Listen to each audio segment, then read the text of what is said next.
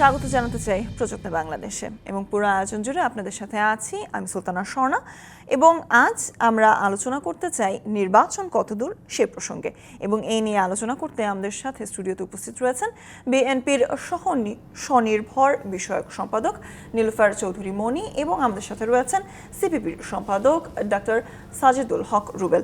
প্রথমে স্বাগত জানাতে চাই আপনাদের দুজনকেই প্রযত্নে বাংলাদেশে এবং নির্বাচন নিয়ে আসলে যত কথাই বলি না কেন 5 আগস্ট পরবর্তী সময়ে নির্বাচনের প্রতি আমরা কিন্তু দেখেছি বিএনপি সহ বিভিন্ন রাজনৈতিক দলগুলো যত দ্রুত নির্বাচন চাচ্ছে, যত দ্রুত তারা রোডম্যাপ চাচ্ছে, তাদের যে আকাঙ্ক্ষা। তবে আমরা কিন্তু এই যারা 5 আগস্টের আসলে নেপথ্যে যারা কাজ করেছেন, অর্থাৎ আমি যদি সমন্বয়কদের কথা বলি, আমি যদি ছাত্র জনতার কথা বলি, তাদের ক্ষেত্রে কিন্তু বারংবারই উঠে আসছে সংস্কার আগে, সংস্কারের কথা, তারপর নির্বাচন। যদিও প্রধান উপদেষ্টা কিন্তু বারংবারই বলেছেন যে কিছুটা সংস্কার করে তারপর নির্বাচনটি যত দ্রুত আসলে আয়োজন করা সম্ভব, এ নিয়ে কিন্তু আসলে তর্ক বিতর্ক চলছে। তবে সেই প্রেক্ষাপটে যদি আসলে জানতে চাই, নীলুফার আপা আপনাকে দিয়েই শুরু করতে চাই, নির্বাচন আপনি কত দূরে দেখছেন? সেটি কি এই বছর আসলে সম্ভব? আমি যদি ইসি থেকে শুরু করি, ডিসেম্বরের নির্বাচন আয়োজনে ইসিকে আপনি কতটা আসলে প্রস্তুত হিসেবে মনে করছেন? আপনাকে ধন্যবাদ। যারা দেখছেন সবাইকে শুভেচ্ছা, আমার সহ আলোচককে শুভেচ্ছা। দেখেন, অন্তর্বর্তীকালীন সরকারের কাছে তো বাংলাদেশের জনগণের, বাংলাদেশের রাজনীতিবিদদের একটাই চাওয়া যে যত তাড়াতাড়ি যত সম্ভব নির্বাচন দেওয়া। আমাদের মধ্যে ইতিমধ্যে 6 মাস চলে গিয়েছে, 6 মাস চলে গিয়ে প্রায় 7 মাসও প্রায় অর্ধেকটা চলে গিয়েছে। সেই জায়গায় থেকে আমরা যদি চিন্তা করি, তারা নির্বাচন নিয়ে যতটা তাদের আন্তরিক থাকা দরকার ছিল, সেই জায়গাটায় আমরা ওরকম দেখি না। আমরা অনেক কথা বলতে শুনেছি যে আগে সংস্কার পরে নির্বাচন, কিংবা আগে স্থানীয় সরকার নির্বাচন পরে জাতীয় নির্বাচন, এই ধরনের যখন যে সুযোগ পাচ্ছে। এখনও যখন নির্বাচন নিয়ে প্রধান উপদেষ্টা কথা বলছেন যে 25-এর শেষে অথবা 26-এর মধ্য পর্যন্ত, এর মধ্যে প্রথমার্ধে আমরা নির্বাচন দিব। আবার তারপরে কেউ কেউ বলছে যে নির্বাচন, যখনই নির্বাচনের কথা বলেন আমাদের উন্নয়ন কাজে আমরা বাধাগ্রস্ত হই ইত্যাদি ইত্যাদি, যেটা বিগত পতিত সরকার যা বলতো এরাও তাই বলে। তো এটা আমি জানি না যে এটা কেন এত মজাদায়ক, আমি জানি না এই জায়গাটা। তো সেই জায়গা থেকে আমি বলতে চাই যে নির্বাচন এখনও অনেকটা ধোঁয়াশার মধ্যে আছে, অনেকটাই। যেটা যখনই এই যে দেখেন যে একটা দল গঠন করা হবে, সেই দল গঠন করা হলে আমি দল গঠন করা নিয়ে আমার কোনো সমস্যা নাই, বরং ওয়েলকাম। কিন্তু তারা তো সরকারের মদতপুষ্ট, সরকারের মদদে এই দলটা গঠন হচ্ছে। তো তারা কি বলবে, অর্ধেক সরকারে থেকে অর্ধেক বাইরে থেকে, কিংস পার্টি হবে না কি পার্টি হবে, এবং তারা নির্বাচনকে আবার আরেকটা ধোঁয়াশার দিকে নিয়ে যেতে চাচ্ছে এবং নিয়ে যাচ্ছে। এবং সত্যিকার অর্থে কখন নির্বাচনটা সত্যিকার অর্থে আমরা হাতে পাবো আমরা জানি না। আমরা দেখতে চাই যে তারা কি করে। তা আমরা আশাবাদী যে আমাদেরকে তারা আর আন্দোলনে নতুন করে নামাবে না, তারা নির্বাচনটা দিয়ে দিবে এবং যত তাড়াতাড়ি সম্ভব তারা নির্বাচন দিবে। কারণ অন্তর্বর্তীকালীন সরকার তো অনেকটা কেয়ারটেকার সরকারের মতোই। হ্যাঁ, তো কেয়ারটেকার সরকারদের তো আমরা 3 মাসে নির্বাচনটা তারা দিয়ে দেন, সব রেডি থাকে। ঠিক তেমনই সব রেডি আছে। বাংলাদেশের মানুষরা অত্যন্ত সাধারণ এবং অত্যন্ত মানে সিস্টেমেটিক। আমি বলবো যে তারা 3 দিন দেশে সরকার ছিল না, সেই হিসেবে কিন্তু আমরা ওরকম অন্যথা দেখি নাই, যেটা সারা বিশ্বের উন্নত দেশগুলো হলে কি হতো আমি জানি না। তো সেই জায়গায় তারা নির্বাচনের এই একটা সরকার 15 বছর ঘাপটি মেরেছিল, কিছু সমস্যা তো আছেই, কিন্তু সেই সমস্যা চাইলেই ঠিক করে নির্বাচনটা দিতে পারে এবং যারা নির্বাচনে রাষ্ট্র পরিচালনায় আসবে তারা বাকিটুকু শেষ করবে। এই যে সংস্কার ধোয়া তুলছে, ধরেন সংস্কার অনেকটা এগিয়ে গেল, নির্বাচন হলো না, নির্বাচন দেরিতে হলো। তো নির্বাচন যখনই হোক, যে সরকারটা আসবে সেই সরকারটা যে ওই সংস্কারগুলি মেনে নিবে এমন কিন্তু কোনো কথা না। আর ওই সরকার যদি মেনে না নেয় তাহলে কিন্তু ওটা সফলতার পর্যবসিত হলো না। তো সফলতায় পর্যবসিত হতে গেলে কিন্তু রাজনীতিবিদদের সঙ্গে সম্পর্কটা ভালো রাখতে হবে, তাদেরকে নিয়েই কাজগুলো করতে হবে অবশ্যই। তো তাদেরকে নিয়ে কাজ করার জন্য আমি মনে করি যে যত দ্রুত সম্ভব তারা যেন নির্বাচনটাতে। সেখানে আপনার রাজনীতিবিদদের কথা বলছিলেন ডাক্তার সাজিদুল হক রুবেল, আপনার কাছে আসলে জানতে চাই, শুধু রাজনীতিবিদ না, আমি বাম দল বাম মোর্চাগুলার কথাও যদি বলি, সেগুলোতে আসলে নির্বাচন ইস্যুতে প্রধান যে আমাদের বিরোধী দলগুলো এত বছর ধরে ছিল বিএনপি, সেক্ষেত্রে তাদের আমরা এক পথে হাঁটতে দেখছি, জামাতকে আমরা এক ধরনের কথা বলতে দেখছি, এবং নতুন যে রাজনৈতিক দল হবে আমরা শুনছি ছাত্রদের, তারা এক ধরনের কথা বলছে। তবে সেক্ষেত্রে আসলে বাম দলগুলোর অবস্থান কি আপনি মনে করছেন? বাম দলগুলোর অবস্থান তো এক্ষেত্রে খুব পরিষ্কার। আমরা তো মনে করি হচ্ছে যে বাংলাদেশের মানুষের যে গণতান্ত্রিক অধিকার, যে ভোটের অধিকার, সেটা পরপর 3 বার 2014, 2018, 2024 পরপর 3 বার ছিনতাই হয়ে গেছে। ফলে এই আগস্ট অভ্যুত্থান থেকে মানুষের প্রথম যে চাওয়ার জায়গা, সেটা হচ্ছে তার হারিয়ে যাওয়া ভোটের অধিকার ফেরত পাওয়া। এটাই হচ্ছে প্রথম কথা। আমরা সংস্কার চাই, আমরা রাষ্ট্রটা আসলে মেরামত চাই। শুধু এই বিগত স্বৈরাচারী সরকারের যে 15 বছর তা না, মানে দীর্ঘদিন ধরে আমার দেশটা হচ্ছে গিয়ে আস্তে আস্তে একটা পচা গলা অবস্থায় পৌঁছে গেছে। এখান থেকে আমাদের ঘুরে দাঁড়ানো দরকার। এটা ব্যাপারে হচ্ছে আমার মনে হয় বিএনপিরও কোনো দ্বিমত নয়, তাদেরও 32 দফা রয়েছে, রাষ্ট্র সংস্কারের প্রস্তাব রয়েছে, আমাদেরও অনেক রকম প্রস্তাব রয়েছে, এইটার ব্যাপারে কোনো দ্বিমত নাই। কিন্তু এই প্রক্রিয়াটা একটি অরাজনৈতিক একটি অন্তর্বর্তীকালীন সরকারই শুধু করবে, আর আমরা যারা হচ্ছে সারা জীবন ধরে রাজনীতি করছি তারা যে করব না তা কিন্তু নয়। আর আপনি একটি কথা বললেন যে আন্দোলনের নেপথ্যে যারা ছিল তারা নির্বাচন চায় না, কথাটা কিন্তু নেপথ্যে কিন্তু শুধু তারাই ছিল না, স্টেক হোল্ডার শুধুমাত্র তারা ছিল না, তারা ছিল না, তারা ছিল। ফ্রন্ট লাইনে ছিল। তারা হচ্ছে গিয়ে ফ্রন্ট লাইনে এই কারণে ছিল যে আমরা সকলে বিএনপি বলেন, বাম দলগুলো বলেন, বাম ডান সকল মিলে তাদেরকে কিন্তু ভরসা করেছি এবং তাদেরকে আমাদেরই অংশ মনে করেছি, তারা আমাদেরই ছেলে মেয়ে মনে করেছি, তারা বাইরের কোনো প্রতিপক্ষ প্রতিদ্বন্দ্বী মনে করিনি, তাদেরকে কোনো ভিন্ন রাজনৈতিক দল আমরা মনে করিনি। আজকে তারা একটি রাজনৈতিক দল করতে যাচ্ছে, আজকে তাদের প্রেক্ষাপটটা বদল করে ফেলেছে। কিন্তু এই রাজনৈতিক দলটি করবার কথা যখন তারা বলেনি, তারা যখন ভিন্ন রাজনীতির কথা যতক্ষণ বলেনি, ততক্ষণ তারা আমাদেরই ছেলে মেয়ে ছিল। ফলে তারা একটা আলাদা ব্যাপার, আলাদা কোনো একটা অংশ সেটা ছিল না, তারা সকলেরই ঐক্যের একটা প্রতীকের জায়গা ছিল। এখন সেই ঐক্যের জায়গাটা বিভেদের জায়গায় পৌঁছে গেছে। আগে বাংলাদেশের মানুষের বিষয়টা দেখেন, বাংলাদেশের মানুষ আসলে এই যে সংস্কারের যে কথাবার্তা, সেটা আমরা সুশীল সমাজরা বুঝি, রাজনীতিবিদরা বুঝি, আপনার সংবাদ মাধ্যমের মানুষরা বোঝেন, কিন্তু বাংলাদেশের আম জনতা, যে কৃষক, যে শ্রমিক, যে ক্ষেত মজুর, মুটে মজুর, দিন মজুর, এরা সংস্কার শব্দটা বোঝে না। ঠিক আছে, তারা একটা জিনিস বোঝে, বাজারে গেলে দেখে জিনিসের দাম বাড়ে, তারা বোঝে রাতের বেলা ঘুমের কোনো গ্যারান্টি নাই, রাতের বেলা যে বাসে যাব তারও কোনো গ্যারান্টি নাই, আমার জানমালের নিরাপত্তা নেই, আমার ইজ্জতের কোনো গ্যারান্টি নাই, এটা তারা বোঝে। এবং তারা একই সাথে বোঝে আমার ভোট চুরি করেছিল বিগত সরকার, এই আমার ভোটের অধিকার আমার ফিরে আসতে হবে।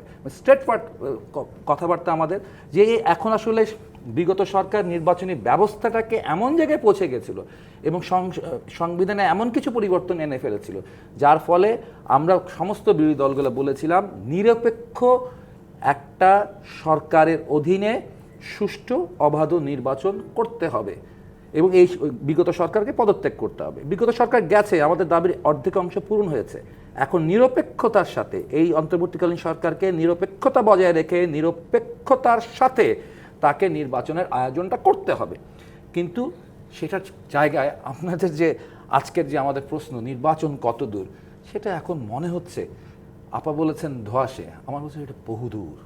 ঠিক আছে, এখন বহুদূর যেতে হবে আমাদের। তবে সরকারের পক্ষ থেকে কিন্তু বারংবারই আশ্বাস দেয়া হচ্ছে এবং নির্বাচন কমিশন থেকেও আসলে বারংবার বলা হচ্ছে। তবে আপা আপনার কাছে আসলে জানতে চাই, জামাত এবার একটি গেম চেঞ্জার হিসেবে কিন্তু আছে। গত কয়েক দশক ধরে কিন্তু আমরা তাদেরকে এতটা সক্রিয় হিসেবে দেখতে পাইনি এবং এক সময় বিএনপির মিত্র জামাত কিন্তু তারা কিন্তু সংস্কার নিয়েও তারা যেমন কথা বলছে, তারা নির্বাচন নিয়েও কথা বলছে। এবং সেক্ষেত্রে যদি আসলে জানতে চাই, নানা ইস্যুতে আপনাদের মিত্র এক সময় জামাত থাকলেও নানা ইস্যুতে আমরা কিন্তু দেখছি বিএনপির সাথে তাদের মত হয়তোবা মিলছে না এবং তারা সংস্কার হয়তোবা আগে যাচ্ছে, তারা হয়তোবা নির্বাচনকে কিছুটা বিলম্বিত করতে চাচ্ছে। এই নিয়ে আসলে আপনার চিন্তা ভাবনা ধরেন আমরা জানতে চাই। দেখেন, জামাত নিয়ে যে কথাটা, মিত্র বলতে সবসময় রাজনীতিতে শেষ বলে যেমন কোনো শব্দ নাই, শত্রু মিত্রেরও কোনো ব্যাদ বিচার নাই। জামাত যখন খুব দুর্দশাগ্রস্ত ছিল, ভীষণ বিপদগ্রস্ত ছিল, বিএনপি যে কোনো মানুষ বিপদগ্রস্ত থাকলে বিএনপি একটা উদারনৈতিক দল তার পাশে দাঁড়ায়। জামাত বিএনপির সাথে ছিল যুগপৎ আন্দোলনে। এই যুগপৎ আন্দোলনে কিন্তু জামাত একটা সময় আওয়ামী লীগের সাথেও ছিল। তো জামাত অনেকদিন যেহেতু আওয়ামী লীগ দেশে রাষ্ট্র শোষণে ব্যস্ত ছিল, জামাতের কোনো উপায় ছিল না বিএনপির সাথে না থেকে। আর বিএনপি ওই যে বললাম উদারনৈতিক দল, চাইলেও ইচ্ছা করে যাহারে বেচারা তো আমার সঙ্গে কোনো দুষ্কর নেই, আমি কেন তাকে লাথি দিয়ে সরিয়ে দিব বা ধাক্কা দিয়ে ফেলে দিব, আমি এটা করতে পারি না। বিবেক বিচ্যুত বিএনপি হতে পারে নাই, যে কারণটার জন্য জামাত বিএনপির সাথে অনেক দিন ছিল। কিন্তু জামাত তো বেসিক্যালি ওই দল না। বিএনপি যেভাবে উদারনৈতিকভাবে চিন্তা করে, জামাত ওইটা চিন্তা করে না। জামাত অনেকটা ওই যে গুণীজনদের মতো কথা বলতে হয় যে হারানোর কিছু ভয় নাই, আছে জয় করার বিশ্ব। জামাত সেই জয় করার বিশ্ব থেকে জামাত তার কোনো বাদ বিচারই ছিল না। রাজনৈতিক আপনার এটা কি বলবো, অপরাজনীতি খেলেছে জামাত, যেটা বিএনপি ছাত্রদল আমি বলবো কোনোদিনই বিএনপি এটা করা সম্ভব না, করে নাই। ছাত্রদল এত মায়ের খেয়েছে, লাত্তি গুতা খাইছে আওয়ামী লীগের, তারপরে কিন্তু ছাত্রদলের নামেই সে বেঁচে থেকেছে। কিন্তু জামাত কিন্তু আওয়ামী লীগের ঘরে ঢুকিয়েছে, বিএনপির ঘরে ঢুকিয়েছে, এখন বলে হয়তো বামের ঘরেও ঢুকিয়েছে, আমি অবিশ্বাস করি না। তো আপনার জামাতের অনেক বড় নেতা একসময় বাম করতো, তাহলে বামের ঘরেও ঢুকিয়েছে। তো এই যে ঢুকিয়ে তারা ভেতরের তথ্য নিয়ে তারা যা করেছে, যে কাজগুলো করেছে, এটা বিএনপির ক্যারেক্টারের সাথে যায় না। তো এখন তারা মনে করছে যে এইভাবে বোধহয় বাংলাদেশের মানুষের কাছ থেকে ম্যান্ডেটটাও নেওয়া যায়। এবং এই ম্যান্ডেটের জন্য তারা অনেক সময় কি করে, এটা তো একটা মিডিয়া, নেট দুনিয়া আছে, নেট দুনিয়ায় তারা সরব। তারা মনে করে এখন যদি আপনি নেট দুনিয়ায় নির্বাচনের ঘোষণা দেন, ধরেন বামদের কথা বাদ দেন বা অন্য দলের কথা বাদ দেন, বিএনপির অনেক পিছনে ফেলে জামাত আগায় যাবে। জামাত যদি তাতে মনে করে যে জামাত পাশ করে গেল, তাহলে আমার আর বলার কিছু নাই। বাংলাদেশ একটা different country in the world. তো এই যে আপনার জামাত এই কাজগুলো করছে, জামাত এখন মনে করে নির্বাচন যতটা পিছাতে পারে তাদের ততটা লাভ। তারা আরেকটু এখন তো তারাই শাসন করছে, সরকার চালাচ্ছে, বিভিন্ন জায়গায় তাদের লোকগুলাকে তারা বসিয়েছে যে কুকিলের ডিম কাকের বাসায় যেমন ডিম দেয় ঠিক তেমন করে আন্দোলনের কথা বলছে বারংবারই। এমনকি আজও আমরা কিন্তু বলছিলাম তাদের একজন নেতার মুক্তি নিয়ে কিন্তু তারা 25 তারিখে তারা কিন্তু বলেছেন যে প্রধান উপদেষ্টার বাসভবন অভিমুখে তারা কিন্তু সেখানে থাকবেন, সড়ক অবরোধ করবেন, এমন কর্মসূচিও কিন্তু গতকালকে ঘোষণা করা হয়েছে। তো সেক্ষেত্রে আসলে আন্দোলনের প্রেক্ষাপটে যদি আমি বলি, বিএনপির নেতা কর্মীদের আমরা দেখেছি সবচেয়ে বেশি নিপীড়িত হয়েছেন, তারা সবচেয়ে বেশি নিগৃহীত হয়েছেন, তারা আতঙ্কে ছিলেন, তারা অনেক বছর ঘরে ফিরতে পারেনি, এখনো তারা অনেকটা আতঙ্কিত। কিন্তু অনেকটি বিভিন্ন সময় আমরা দেখেছি, বিভিন্ন সময় তারা কিন্তু বিভিন্ন অ্যাটাকের মুখেও পড়েছেন, এমন 5 আগস্ট পরবর্তী সময়েও। এখন পর্যন্ত আমি আমার জেলায় গতকাল রাতেও 2 জনকে অ্যারেস্ট করছে যারা কিনা বিএনপির সাথে জড়িত। আগের মামলাগুলো আছে, তারপরে নতুন এই যে শত মামলার মধ্যে 100 লোকের আসামির মধ্যে ঢুকিয়ে দিয়েছে কে বা কারা। সেখান থেকে এই যখন আমি পুলিশের সাথে কথা বলি তখন বলে যে ম্যাডাম প্রিভিয়াস মামলা ছিল, আমার তো তাকে না দেওয়া, জেলখানায় না পাঠানো ছাড়া কোনো উপায় নাই, ইত্যাদি। তো এই যে সাফারগুলো করা, এটা কিন্তু আমরাই করছি। তো আমরা করছি, জামাত কিন্তু জামাতের ব্যাপারটা একদম ভিন্নতর। তার সাফারের জায়গা থেকে সে কি করেছে, সে কি করে নাই, তার যে ছেলেগুলোকে ছাত্রলীগ করে বড় করলো, মানুষ করলো, এখন তারা ঘরের ছেলে ঘরে ফিরে আসলো, তাদের নৈতিকতাটা কি হবে ফিউচারে যখন তারা যদি কখনো রাষ্ট্র পরিচালনা করে? এই সন্তান, আমাদের সন্তান, তার নৈতিকতা কি হবে? আপনি তাকে 2 রকম লেভেলে মানুষ করেছেন, এটা একটা চরম নোংরামি, এটা মুনাফেকি। তো একজন মুনাফেক যখন রাষ্ট্রনায়ক হয় যদি, তাহলে সেই রাষ্ট্রের কি হবে? তো এই যে জামাত এই জিনিসটা চিন্তা করে নাই কখনো। জামাত এখন নিজে যেমন ঘোষণা দেয়, যেমন জামাত বলতে পারে না। এই যে মাস্টার মাইন্ডের কথা আসে, মাস্টার মাইন্ড কে? চিফ অ্যাডভাইজার অনেক সময় ভুলবশত বা না জানার বশত উনি বলে ফেলেছে অমুক মাস্টার মাইন্ড, কিন্তু এখন কিন্তু অনেক কিছু বের হচ্ছে মাস্টার মাইন্ড কারা। ঘুরে যে জামাত কিন্তু বলতে পারছে না, সে আফসোস করছে, সে কখনো ধমকি দিয়ে বলে ফেলছে ঢাকা বিশ্ববিদ্যালয়ের ওই ছেলেটা, ওই ছেলেটা তো ভিতরে ভিতরে শিবির করতো, তো শিবির কর্মী যখন ছাত্রলীগ হয়ে ছাত্রলীগের কোন পর্যায়ে গেলে আপনি দেখেন কোন পর্যায়ে গেলে পথ পায়, তার কি মিছিল মিটিং করতে হয় নাই, তার স্লোগান দিতে হয় নাই, তার কি মানুষকে পিটাইতে হয় নাই, তার কি পিটায় মানুষের ছাল তুলতে হয় নাই, তার কি হেলমেট পরতে হয় নাই, হেলমেট পরতে হয় নাই, তার কি লুঙ্গি পরতে হয় নাই, সে কেন এই কাজগুলো না করলে সে কেন পথ পাবে আমাকে বলেন তো।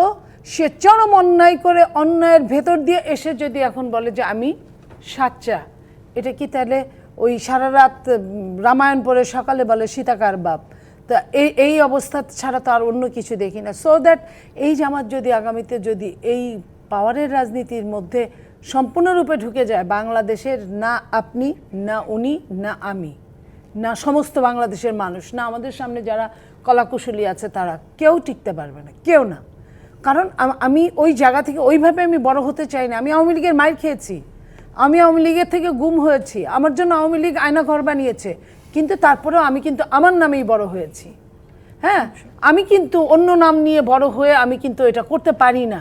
তো সেটা করে যখন তারা ফিরে এসছে ঘরের ছেলে ঘরে, সে ছেলেটা আসছে ঠিকই, তার চরিত্রটা আসে নাই। তো এই যে চরিত্র নষ্ট করার কারিগর যে জামাত, সেই জামাতের তো আসলে এটার জন্য বিচার হওয়া দরকার, এটার জন্য বিচার হওয়া দরকার। কিন্তু কেউ বলবে না, এটা বলতে গেলে কালকেই আপনার নামে আমার নামে কুৎসা রটাবে। তো এই জায়গাটায় রাষ্ট্র পরিচালনার জায়গায় এত নোংরামি, এটা কোনো রাষ্ট্র মেনে নিতে পারে না, এটা রাষ্ট্রে থাকতে পারে না, এটা রাষ্ট্রে হতে দেওয়া যায় না। অবশ্যই সেক্ষেত্রে জামাতের পক্ষ থেকেও আসলে আজ যেহেতু কেউ উপস্থিত নেই, হয়তোবা তারা এই নিয়ে আমাদেরকে আরও বিস্তারিত হয়তোবা জানাতে পারতেন। তবে এই পর্যায়ে প্রযত্নে বাংলাদেশ নিতে চাই একটি বিরতি, সাথেই থাকুন। আবারও স্বাগত জানাচ্ছি প্রযত্নে বাংলাদেশে, এবং আজ আমরা আলোচনা করছি নির্বাচন কতদূর সে প্রসঙ্গে। এবং আলোচনা করতে আমাদের সাথে স্টুডিওতে রয়েছেন বিএনপির সহ স্বনির্ভর বিষয়ক সম্পাদক নীলুফার চৌধুরী মনি, এবং আমাদের সাথে রয়েছেন সিপিবির সম্পাদক ডক্টর সাজেদুল হক রুবেল। এ পর্যায়ে আসলে বাম দলগুলো নিয়েই যদি কথা বলি, গত কয়েক বছর ধরেই কিন্তু আমরা দেখে এসেছি যে বাম দলগুলো নির্বাচন কিংবা আন্দোলন সেক্ষেত্রে একলা চলনীতিতে কিংবা তাদের স্বতন্ত্র একটি সত্তা কিন্তু তারা সবসময় বজায় রেখে কাজ করেছে। তবে গত কয়েক বছর ধরে যদি বলি এবং 5 আগস্ট পরবর্তী সময় যদি বলি, বিভিন্ন রাজনৈতিক দলের সাথে হয়তোবা তাদেরকে দেখা যাচ্ছে, কিংবা রাজনৈতিক দলগুলো যেসব কথা বলছে সেই ধরনের কথাও কিন্তু ভাষাও কিন্তু বিভিন্ন ক্ষেত্রে আমার ব্যবহার হতে দেখছি। তো সেক্ষেত্রে সাজেদুল হক রুবেল আসলে জানতে চাই যে রাজনীতির মাঠে বাম মোর্চাগুলোর সাথে এই বৈশিষ্ট্যটাকে কি আপনি সাংঘর্ষিক হিসেবে দেখছেন না? আসলে এটা সাংঘর্ষিকের ব্যাপার না, এটা হচ্ছে আমার রাজনীতির বিষয়। আমরা বাংলাদেশে একটা বাম গণতান্ত্রিক বিকল্পের লাইন নিয়ে রাজনীতি করছি দীর্ঘদিন ধরে, ঠিক আছে। এবং এই ক্ষেত্রে আমরা একেবারেই যে অনুদার তাও না, ঠিক আছে। কখনো কখনো অনেক বিষয়ে আমরা অনেকের সাথে সম অভিমুখীন একটা যাত্রা আমাদের রয়েছে। যেমন এই মুহূর্তে আমরা একটা গণতন্ত্রের কথা বলছি, আমরা যেমন বলছি এটা আমাদের বিবেচনায় বলছি, আমাদের যে পার্সপেক্টিভ, আমাদের যে দৃষ্টিভঙ্গি, সেই দৃষ্টিভঙ্গি থেকে বলছি যে হচ্ছে ন্যূনতম যতটুকু সংস্কার প্রয়োজন তা করে নির্বাচন দিন। আমার এই কথার সাথে হচ্ছে আবার বিএনপি তাদের যে রাজনীতি, তাদের রাজনৈতিক জায়গা থেকে তারা বাংলাদেশকে যেভাবে দেখে, ঠিক সেখান থেকে তারা প্রয়োজন মনে করছে যে অতি দ্রুত নির্বাচন করা দরকার ন্যূনতম সংস্কার করে। ফলে দুজনের ভাষা এই মুহূর্তে মিলে যাচ্ছে, ঠিক আছে। আমাদের এই একটা দীর্ঘদিন আমরা হচ্ছে গিয়ে এটা শুধুমাত্র এই 15 বছরের বিষয় না, আমরা 90 দশকের 91-এর পর থেকেই আমরা হচ্ছে আওয়ামী লীগ, বিএনপি, জামাত, এই যে বড় বড় রাজনৈতিক দলগুলো রয়েছে, বুর্জুয়া রাজনৈতিক দলগুলো রয়েছে, তার বিপরীতে আমরা একটা হচ্ছে শ্রমিক শ্রেণীর, কৃষক শ্রমিক মেহনতি মানুষের একটি রাজনৈতিক শক্তি গড়ে তুলবার আমরা পলিটিক্যাল লাইন নিয়ে অগ্রসর করছি, আমরা চেষ্টা করছি। অত্যন্ত কঠিন একটি চেষ্টা, এবং সেই চেষ্টার মধ্যে শুধুমাত্র তো হচ্ছে আমাদের হচ্ছে নিজের বিল্ড আপ দ্য পার্টি বা বিল্ড আপ দ্য ফ্রন্টের কাজ না, অনেক সময় হচ্ছে জাতীয় অনেকগুলো ইস্যু এসে পড়ছে। সেই ইস্যুর মধ্যে কখনো হতে পারে হচ্ছে যুদ্ধ অপরাধীর বিচার, সেই বিচার যখন আমরা চাইতে যাই তখন আমার সাথে অন্য কারো সুর মিলে যেতে পারে। আবার যখন আমি গণতন্ত্র চাই, আমি ভোটাধিকার চাই, তখন আমার সাথে বিএনপি সুর মিলে যেতে চাই। আমরা আমাদের লাইন ধরে অগ্রসর হচ্ছি, এবং সেই লাইনে হচ্ছে যে যারা গণতন্ত্রের সংগ্রাম করছে, ঠিক আছে, এবং 5ই আগস্টের আগেও যে আমাদের লড়াই ছিল, সেই লড়াইয়ের ক্ষেত্রেও দেখবেন যে আমরা আসলে হচ্ছে যে একটা বড় প্ল্যাটফর্মে গিয়ে অংশগ্রহণ করি নাই। কমিউনিস্ট পার্টি কিন্তু একেবারে 16 তারিখ ছাত্র হত্যার পরে সে হচ্ছে গিয়ে তার নিজস্ব ব্যানার নিয়ে সে মিছিল করেছে ছাত্র হত্যার বিচারে। 17 তারিখ সে তখন আমাদের আবার ছাত্র ইউনিয়নের একটা ছেলে মারা যায় উত্তরায়, মাহমুদ হাসান রিজভী। ফলে তখন ছাত্র কমিউনিস্ট পার্টি আবার সেই দাবিতে নিয়ে করেছে, বাম গণতান্ত্রিক জোটকে নিয়েছে।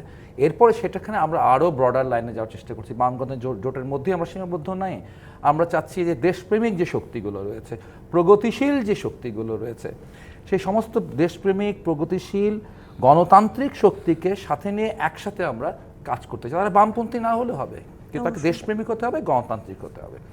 এবং ফলে এই জায়গাটায় আমরা একেবারে সংকীর্ণ কোনো জায়গা থেকে চাচ্ছি না। তবে আমরা চাচ্ছি যে এই যে পরিস্থিতি, রাজনীতির এই যে অপক্ষয়, সেই জায়গাটায় পাল্টাতে। মানে আজকে ব্যাপারটা এরকম যে শুধুমাত্র গণতন্ত্র বাঁচাতে হবে বা মানুষ বাঁচাতে হবে তা না, আজকে রাজনীতিটাও বাঁচাতে হবে। আজকে রাজনীতিটা খুব কঠিন হয়ে গেছে রাজনীতিবিদদের জন্য আর কি। তো সেই ক্ষেত্রে আমাদের এই একটু বিকল্প একটা পরিস্থিতি তৈরি করবার জন্য, বিকল্প একটা গণতান্ত্রিক শক্তি তৈরি করবার জন্য আমরা আমাদের লাইন নিয়ে একটা, আপনার ভাষায় যেটা খুব স্বতন্ত্র বলছেন, সেই স্বতন্ত্র লাইন নিয়ে আমরা কাজ করছি আর কি। অবশ্যই সেক্ষেত্রে আসলে নীলফার বা ভাই মাত্র বললেন যে আসলে রাজনীতিটা অনেক কঠিন হয়ে গেছে। নতুন রাজনৈতিক দল আসছে, নির্বাচনের আগে বিএনপিও নিজেদের গোছানোর চেষ্টা করছে। আমরা যদি বলি 31 দফার পর বিভিন্ন কাউন্সিল চলছে, জেলায় জেলায় সম্মেলন চলছে, বিভিন্ন ক্ষেত্রে কিন্তু নিজেদেরকেও আপনারা নতুন করে আসলে গুছিয়ে নেওয়ার চেষ্টা করছেন নির্বাচনের আগে। সেক্ষেত্রে সরকার যে গতিতে আসলে নির্বাচন আগাচ্ছে, কিংবা বিএনপি থেকে সবচেয়ে বেশি আসলে প্রেশারটা ক্রিয়েট করা হচ্ছে নির্বাচনের রোড ম্যাপ দেওয়ার জন্য, নির্বাচন যত দ্রুত সম্ভব দেওয়া যায়, সেক্ষেত্রে সরকার এবং বিএনপির যে একটি সম্পর্কের টানাপোড়েন আমরা স্পষ্টত লক্ষ্য করতে পারছি। এটি নিয়ে আসলে আপনার মূল্যায়ন জানতে চাই, আপনি সেটিকে কিভাবে মূল্যায়ন করছেন, এবং দল হিসেবে আসলে বিএনপিকে আপনি কতটা বর্তমানে প্রস্তুত হিসেবে দেখছেন নির্বাচন নিয়ে? দেখেন, বিএনপি নির্বাচনের জন্য সব সময়ের মতোই প্রস্তুত। বিএনপি যত বড় দলটা, প্রত্যেকটা আসনে ধরেন 5-এর অধিক প্রার্থী দিতে পারে, এরকম বিএনপির অবস্থান 300 আসনেই। এবং বিএনপির অতীত রেকর্ড, দেশ পরিচালনায় অনেকগুলো রেকর্ড আছে সব মিলে। সো বিএনপি যত বড় দলটা গুছানো সবসময় টানা রিসাইক্লিং হচ্ছে। তো এইসব মিলে নির্বাচনের জন্য খুব একটা সমস্যা হওয়ার কথা না। আর যেটুকু সমস্যা হয় এটা সব সময় হয়, 1 বছর পরে দিলেও যা হবে, 2 দিন পরে দিলেও তাই হবে। কিন্তু বিএনপি যে কথাগুলো বলছে, আপনি যে কথাটা বললেন যে বর্তমান সরকার এবং বিএনপির মধ্যে যে টানাপোড়েনটা যদি বর্তমান সরকার মনে করে কিছু বলার নাই আমাদের, কারণ বাংলাদেশে এই মুহূর্তে যারা আছে, যে দলগুলো আছে, তার মধ্যে বিএনপি রাষ্ট্রীয় ক্ষমতা পরিচালনা করার দায়িত্ব পেতে পারে, এটা মানুষ মনে করে, এবং অভিজ্ঞতা আছে, এবং এটা মানুষ মনে করে এই কারণে যে তার যে বড় একটা সংগঠন, মস্ত বড় একটা সংগঠন, সেই মস্ত বড় সংগঠনের জায়গায় সরকার যখন দেখে যে বিএনপির কথা বলা মানে এক ধরনের চাপ প্রয়োগের মতো হয়ে যায়, যে সরকার কি করবে। তো সরকার তখন বিএনপিকে আপনার কথা বললে ওটা মাথায় নেয়, এবং সরকারের তখন একটু মেজাজটা বিগড়ে যায়।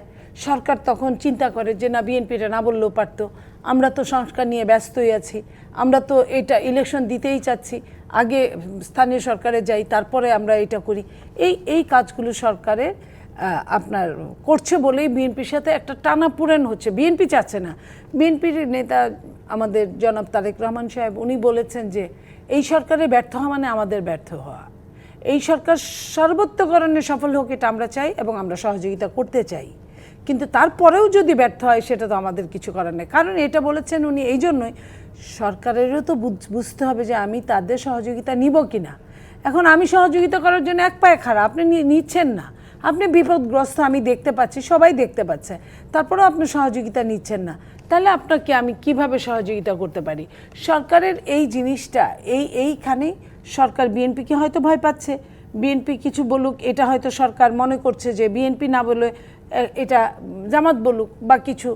জামাতের অর্ধেক সরকারের মধ্যে আছে, অর্ধেক সেমি সরকারের মধ্যে আছে, অর্ধেক বাইরে আছে, কোথায় নাই জামাত? আকাশ পাতাল যেখানে ভোট করবেন। আগে দুষ্টামি করে ইউনিভার্সিটিতে বলতাম যে কেবল নোয়াখালী নোয়াখালী, যেখানে যেই খালি নোয়াখালী, আকাশে তো চাঁদেও যায় পাই। কিন্তু এখন দেখা যায় জামাতে ওই জায়গাটা দখল করছে। সব জায়গায় আমরা নোয়াখালীর অস্তিত্ব দেখতে পারি, নোয়াখালীর মতো জামাতের। তো এখন জামাত এই ধরনের কাজ করছে। সরকার হয়তো মনে করছে জামাত তো ক্ষমতায় আসার মতো এখনো যোগ্য হয়ে ওঠে নাই, সো দ্যাট জামাত আমার সঙ্গে থাকলে লস কি? সরকার এই জন্য মন্দের ভালো লস আর লাভ। আর সরকারের অভিজ্ঞতা নাই। সরকার এনজিও চালিয়ে অভ্যস্ত। এখানে ম্যাক্সিমাম নিয়ে আমি এক্সাম্পল হয় বলছি, ম্যাক্সিমাম এখানে এনজিওর কর্মকর্তারা। তো এনজিওর কর্মকর্তারা যদি এখানে থাকে, তো এনজিওর কর্মকর্তারা আপনার যে কোনো, আপনি দেখবেন প্রত্যেকটা এনজিওর একটা সাইড বেছে নেয় তারা। কেউ বন পরিবেশ নেয়, কেউ মাইক্রো ক্রেডিট নেয়, নাকি ভাই? কেউ এরকম। তো তারা একটা জায়গায় এক্সপার্টিস হয়, তারা দেশ সম্পর্কে এক্সপার্টিস না। সো এই জায়গাটায় দেশের আপনার মনে করেন যে সরকার যেটা করছে সেটা বিএনপির সাথে যাচ্ছে না, দলের লোকদের সাথে যাচ্ছে না। রাজনীতিতে আসলে তাদের যে অভিজ্ঞতাহীনতা সেটিও বিভিন্ন হয়তোবা কঠোর সিদ্ধান্ত নিতে তাদের বিলম্ব করাটাতেও হয়তোবা প্রকাশ পায়। তবে এই নিয়ে আবারও আলোচনা করব এই পর্যায়ে। আসলে প্রযত্নে বাংলাদেশে নিতে চাই ছোট্ট একটি বিরতির সাথেই থাকুন। আবারও স্বাগত জানাই প্রযত্নে বাংলাদেশে, এবং আমরা আজ আলোচনা করছি নির্বাচন কত দূর সে প্রসঙ্গে। এবং আলোচনা করতে আমাদের সাথে স্টুডিওতে রয়েছেন বিএনপির সহ স্বনির্ভর বিষয়ক সম্পাদক নীলুফার চৌধুরী মনি, এবং আমাদের সাথে রয়েছেন সিপিবির সম্পাদক ডক্টর সাজিদুল হক রুবেল। আবারও স্বাগত জানাতে চাই আপনাদেরকে। এবং এই পর্যায়ে আসলে নীলুফার আপা, আপনার কাছে এই প্রশ্নটা ছুটতে চাই। বর্তমান পরিস্থিতির কথা যদি আসলে বলি, বর্তমান দেশের যে অবস্থা আসলে আমরা যদি বলি, সেক্ষেত্রে দ্রব্যমূল্যের ঊর্ধ্বগতি, নিরাপত্তা ইস্যু, বিভিন্ন ইস্যুতে কিন্তু জনগণের ভেতর থেকেও কিন্তু কিছুটা কথা আসছে যে নির্বাচন যত দ্রুত হবে একটি কঠোর হয়তো বা একটি সরকার আমরা পাবো যারা খুব ড্রাস্টিক কিছু মেজার নিতে পারবে, আইন শৃঙ্খলা আসলে তারা নিয়ন্ত্রণ করতে পারবে, এমন একটি আশা কিন্তু আমরা দেখছি জনগণের ভেতর থেকেও কিছুটা হলেও কিন্তু আমরা শুনতে পাচ্ছি, গুঞ্জন কিন্তু আমরা তাদের মধ্যে শুনতে পাচ্ছি। সেটিকে আসলে আপনি কিভাবে দেখছেন? আপনিও কি একমত? অবশ্যই একমত, মানে আমি আরো ওভার একমত। শুধু একমত না, দেখেন আপনি আজকের দ্রব্যমূল্যের ঊর্ধ্বগতি কি চেয়েছিল যে বাংলাদেশের জনগণ পতিত সরকারের কাছে, স্বৈর শাসকের কাছে কি চেয়েছিল? একটু জীবনের নিরাপত্তা, একটু আপনার খাদ্যের নিরাপত্তা, একটু ভোটের নিরাপত্তা। এই তিনটা ছাড়া আর কিচ্ছু চায় নাই। তিনটার কোনোটাই তারা দিতে পারে নাই। তারা দিতে পারে নাই বলেই কিন্তু সবাই নেমে গিয়েছিল। এই যে ছাত্ররা বলে, ছাত্ররা কারা? ম্যাক্সিমামই তো এখানে ছাত্র দলের ছাত্ররা ছিল, ম্যাক্সিমামে। তারপরে যারা ছিল অনেকটা কিন্তু কিছু ওই পতিত সরকারের দলেরও কিন্তু কিছু বিবেক সম্পন্ন ছাত্ররা ছিল না আমি বলবো না। এরা আন্দোলন করলো, সবাই আন্দোলন করলো, বিএনপি আন্দোলন করলো, জামাতও করলো, বাম আন্দোলন করলো। বামরা সব সময়ের জন্য আমরা ধরেই নিতাম আওয়ামী লীগের সাথে থাকা। সেই বামরা পর্যন্ত যখন মাঠে নেমে গেল, কেউ কিন্তু ঘরে ছিল না, আমি এটা বলবো। সেই জায়গায় একটা সরকার চেঞ্জ হলো, কিন্তু আপনার নতুন বোতলে পুরানো মদ, ঘটনা সব একই। ওই সরকার মানে শোষণ করত, ওই সরকার গুম করত, খুন করত, আয়না ঘরে ঢুকাতো। এই সরকার সেটা হয়তো কম করে, কিন্তু অন্য কোনো কিছুই চেঞ্জ করতে পারে না। আইনের অনুশাসন হাতে নিতে পারে নাই। দ্রব্যমূল্যের দাম আরও লাগামহীনভাবে বেড়েছে। আপনার মব জাস্টিস মানুষ চরমভাবে হাতে তুলে নিয়েছে। আগের মব জাস্টিসটা ছিল র্যাবের হাতে ক্রসফায়ারের মব জাস্টিস, পুলিশের হাতে ক্রসফায়ার না হলো পিটানো ফায়ার, ওইভাবে জাস্টিস। এই জিনিসগুলো ছাত্রলীগের হাতে মারের জাস্টিস। এখন যেটা যে কেউ তুলে নিচ্ছে, এবং কিছু বলতে গেলে তাদের বিভিন্ন নাম চলে আসছে, এবং ওইখানে গিয়ে বৈষম্য বিরোধী রাজ্যে হানা দিচ্ছে।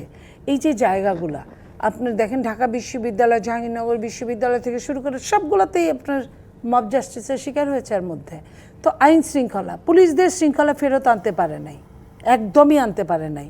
আপনার আইনের অনুশাসন কায়েম করতে পারে নাই।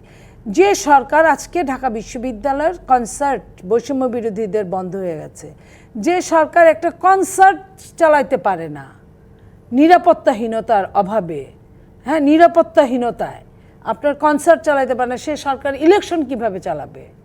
সেটা তো আরও 15-20 বছরের আপনার ওইখানে জ্যাম লেগে আছে। আমার ভোট আমি দিব, যাকে খুশি তাকে দিব। এই কথাটা বলেই কিন্তু আন্দোলন আমাদের আন্দোলন কিন্তু 1 দফার ছিল, ছাত্রদের 9 দফার, কি দফার, 4 দফার, 7 দফার ছিল, বাট সবশেষে কিন্তু যখনই 1 দফা আসছে তখনই কিন্তু মানুষ সবাই নেমে গেছে, কেউ কিন্তু ঘরে থাকে নাই। তো ওই 1 দফা এসেই কিন্তু ছাত্ররা বুঝতেও পারে নাই যে দেশ স্বাধীন হচ্ছে। হ্যাঁ, তাদের সমস্যা হতো যদি স্বাধীন না হতো, আমাদের আরও বেশি সমস্যা হতো যদি স্বাধীন না হতো, জামাতেরও সমস্যা হতো যদি স্বাধীন না হতো। কিন্তু আমরা সবাই কিন্তু এটার সুবিধা নিতে চাই, কিন্তু আমরা কি আদৌ পাচ্ছি সুবিধা নিতে? কারণ এই সরকার আপনার অন্ধকারে আছে। আগে সরকার তো ছিল আপনার অন্ধকারে, সেই সরকারে তাও কুপ্পি দিয়ে, টর্চ লাইট দিয়ে একটা আলো জ্বালানো গেছে। এই সরকার কুয়াশায় ঢাকা, এখানে কোনো বাতি কুপি কোনো কিছুই কাজ করছে না। একমত, ছোট্ট করে জানতে চাই, জনগণের ম্যান্ডেটে নির্বাচিত সরকার ছাড়া জনগণের কোনো অধিকারই নিশ্চিত করা যাবে না, এবং তার মধ্যে অন্যতম বিষয়টি হচ্ছে জনগণের নিরাপত্তা, জানমালের নিরাপত্তা। আর একটি কথা বলতে চাই যে এই সরকারের যে সক্ষমতা, তাতে স্থানীয় নির্বাচন যদি তারা আগে করে তারা এক ভয়ঙ্কর বিপর্যয়ের মধ্যে পড়বে। ফলে আগে আমাদের জাতীয় নির্বাচন করতে হবে এবং জনগণের ম্যান্ডেটে নির্বাচিত একটা জনপ্রতিনিধিত্বমূলক সরকারই পারবে জনগণের নিরাপত্তাকে নিশ্চিত করতে। তো মোটামুটি আপার সাথে সব কথার মধ্যেই হচ্ছে গিয়ে আমরা সহমত, তবে আমাদের তাকিয়ে থাকতে হবে, অপেক্ষা করতে হচ্ছে, এবং আমরা এখনও ভরসা করি, সবাই সমর্থন করেছে এই অন্তর্বর্তীকালীন সরকারকে, যে তাদের সুমতি হোক এবং তারা সত্যিকারের বাংলাদেশের মানুষের পালস বুঝে তারা সিদ্ধান্ত গ্রহণ করুক। শুধুমাত্র কোনো মবের স্বতঃস্ফূর্ততায় নিজেদের যেন গা ভাসিয়ে না দেয়। অবশ্যই, এবং সে প্রত্যাশা আসলে শুধুমাত্র রাজনীতিবিদদের না, জনগণেরও। এই পর্যায়ে আসলে শেষ করতে চাই আজকের প্রযত্ন বাংলাদেশ, এবং ডিবিসির সাথেই থাকুন।